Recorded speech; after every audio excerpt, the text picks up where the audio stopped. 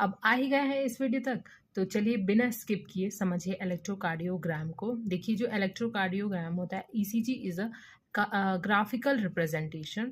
ये graphical representation होता है जो भी हमारे हार्ट में एक्टिविटीज़ होती हैं उसकी ये इलेक्ट्रिकल एक्टिविटी है। ठीक है, वही चीज़ें दिखती हैं हमें ग्राफ के फॉर्म में मशीन पे। ठीक है, और ये इसकी जो मशीन होती है उसको हम कहते हैं इलेक्ट्रोकार्डियोग्राफ। ये इलेक्ट्रोकार्डियोग्राफ क्या है? ये मशीन है, और वो जो ग्राफ बनती है मॉनिटर पे उसे हम इलेक्ट्रोकार्डियोग्राम कहते हैं, यानी कि ईसीजी। इसकी दो लीड्स होती हैं, मतलब जो इलेक्ट्रोड्स होती हैं वहाँ पर, जो इलेक्ट्रोड्स रिप्रेजेंट करती हैं जो भी एक्टिविटी होती हैं उन्हें हम लीड्स कहते हैं। और ये लीड्स दो होती हैं, उन्हें हम बाइपोलर लिम्स लीड्स कहते हैं एक को, और दूसरी वाले को यूनिपोलर लीड्स कहते हैं। ये जो यूनिपोलर लीड्स होती हैं ये दो तरह की होती हैं, एक एक यूनिपोलर लिम लीड्स और एक दूसरी जो होती है उसे चेस्ट लीड्स कहते हैं। अब देखिए ये जो इसका ग्राफ होता है वो कुछ इस तरीके का होता है।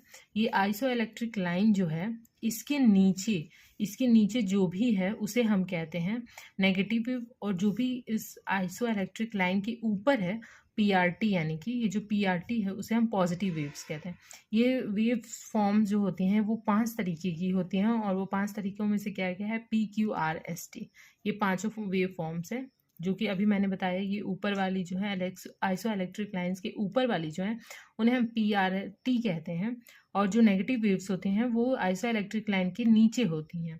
और जो एट्रियल कॉम्प्लेक्स होता है उसे हम पी वेव्स कहते हैं। पी वेव को ये एग्जाम में कई बार पूछता है। जो पी वेव होता है उसे, मतलब इसका ये जो दूसरा नाम होता है उसका क्या होता है? डीपोलराइजेशन या फिर कॉन्ट्रैक्शन ऑफ एट्रिया भी कहते हैं इसे, क्योंकि यहाँ पर एट्रिया डीपोलराइज हो जाता है। या फिर इसका एक और नाम है जिसे आप एट्रियल सिस्टोल भी कहते हैं।